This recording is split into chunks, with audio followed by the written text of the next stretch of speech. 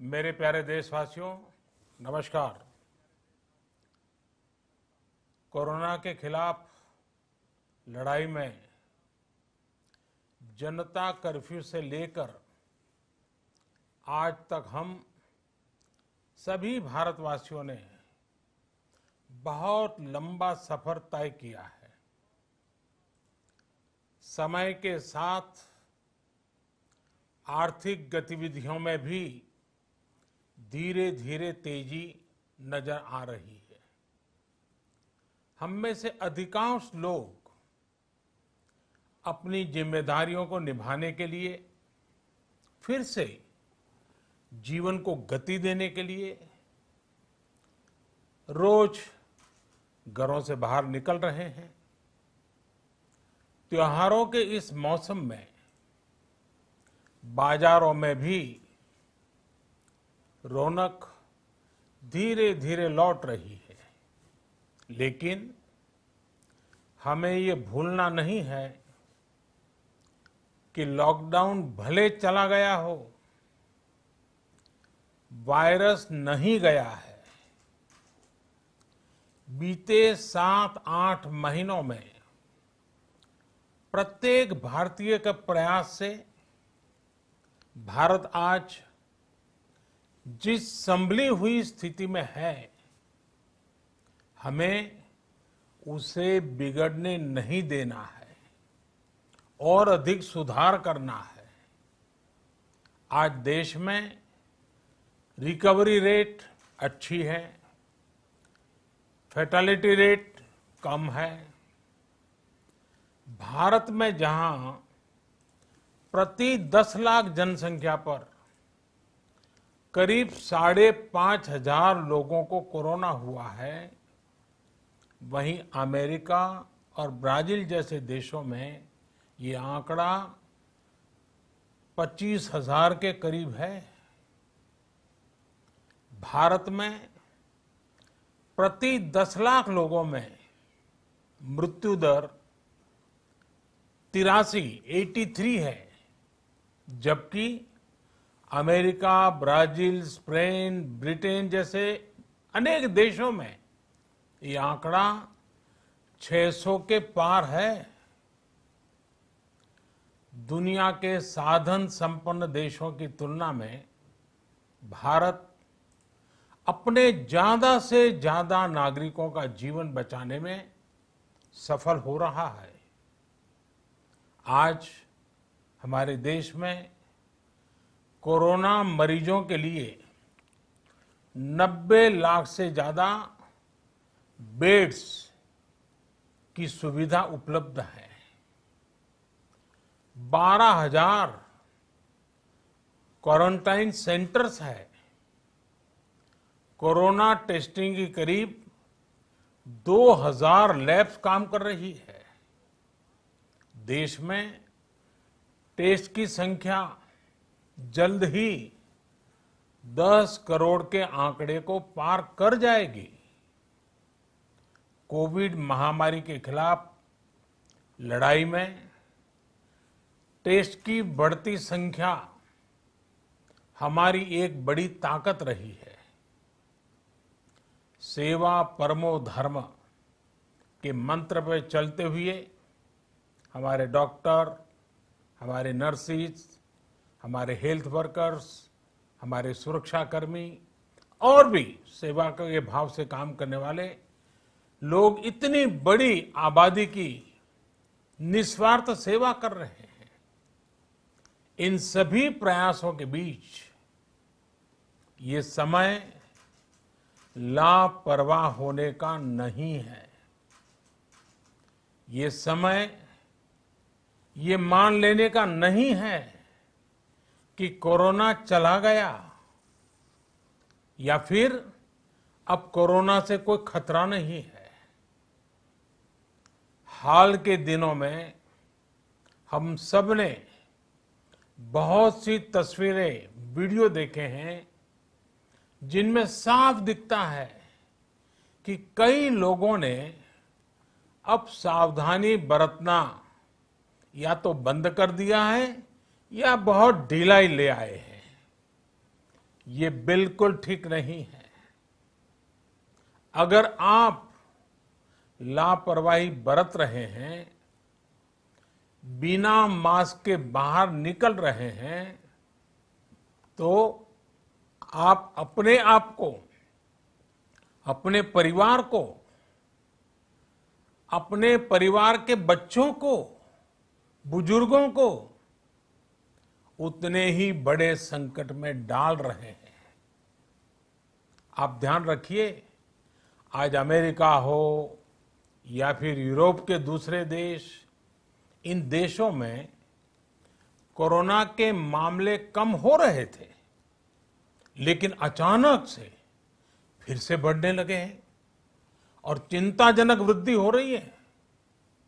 साथियों, संत कबीरदास जी ने कहा है, पक्की खेती देख के,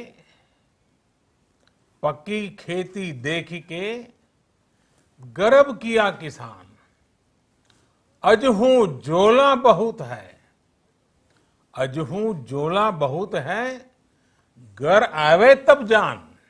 अर्थात कई बार हम पक्की हुई फसल देखकर ही अति आत्मविश्वास से भर जाते हैं कि अब तो काम हो गया, लेकिन जब तक फसल घर न आ जाए तब तक काम पूरा नहीं मानना चाहिए। यही कबीरदास जी कह के गए हैं।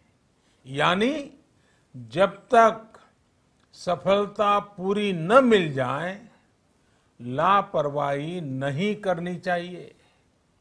साथियों, जब तक इस महामारी की वैक्सीन नहीं आ जाती, हमें कोरोना से अपनी लड़ाई को रत्ती भर भी कमजोर नहीं पड़ने देना है। बरसों बाद हम ऐसा होता देख रहे हैं कि मानवता को बचाने के लिए युद्ध स्तर पर पूरी दुनिया में काम हो रहा है। अनेक देश इसके लिए काम कर रहे हैं। हमारे देश के वैज्ञानिक भी वैक्सीन के लिए जी जान से जुटे हैं। भारत में अभी कोरोना की कई वैक्सीन पर काम चल रहा है। इनमें कुछ एडवांस स्टेज पर है, आशास्पद स्थिति दिखती है।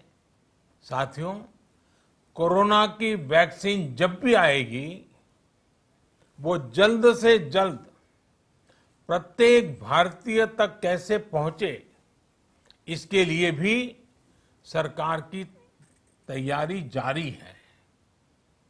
एक एक नागरिक तक वैक्सीन पहुंचे, इसके लिए तेजी से काम हो रहा है। साथियों, रामचरितमानस में बहुत ही शिक्षाप्रद बातें हैं, सीखने जैसी बातें हैं, लेकिन साथ साथ अनेक प्रकार की चेतावनियां भी हैं। जैसे रामचरितमानस में बहुत बड़ी बात कही गई है, रिपु रुज पावक पाप, रिपु रुज पावक पाप, प्रभु अहि गनीय न छोट करी। अर्थात आग, शत्रु, पाप यानी कि गलती और बीमारी, इन्हें कभी छोटा नहीं समझना चाहिए। जब तक इनका पूरा इलाज न हो जाए, इन्हें हल्के में नहीं लेना चाहिए। इसलिए याद रखिए, जब तक दवाई नहीं, तब तक ढिलाई नहीं। त्योहारों का समय हमारे जीवन में खुशियों का समय है, उल्लास का समय है। एक कठिन समय से निकलकर हम आगे बढ़ रहे हैं। थोड़ी सी लापरवाही हमारी गति को रोक सकती है, हमारी खुशियों को धूमिल कर सकती है। जीवन की जिम्मेदारियों को निभाना और सतर्कता, ये दोनों साथ साथ चलेंगे, तभी जीवन में खुशियां बनी रहेगी। 2 गज की दूरी, समय समय पर साबुन से हाथ धुलना और मास्क लगाना, इसका ध्यान रखिए। और मैं आप सबसे करबद्ध प्रार्थना करता हूं, आपको मैं सुरक्षित देखना चाहता हूं, आपके परिवार को सुखी देना चाहता हूं। ये त्योहार आपके जीवन में उत्साह और उमंग भरे, ऐसा वातावरण चाहता हूं। और इसलिए मैं बार बार हर देशवासी से आग्रह करता हूं।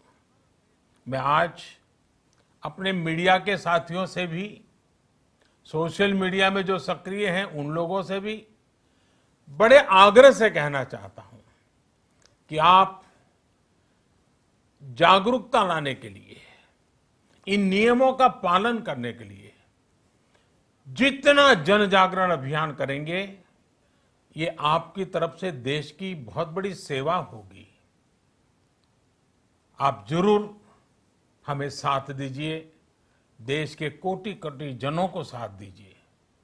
मेरे प्यारे देशवासियों, स्वस्थ रहिए, तेज गति से आगे बढ़िए और हम सब मिलकर के देश को भी आगे बढ़ाएं। इन्हीं शुभकामनाओं के साथ नवरात्र, दशहरा, ईद, दीपावली, छठ पूजा, गुरु नानक जयंती समेत सभी त्योहारों की सभी देशवासियों को एक बार फिर से बहुत बहुत बधाई देता हूं। धन्यवाद।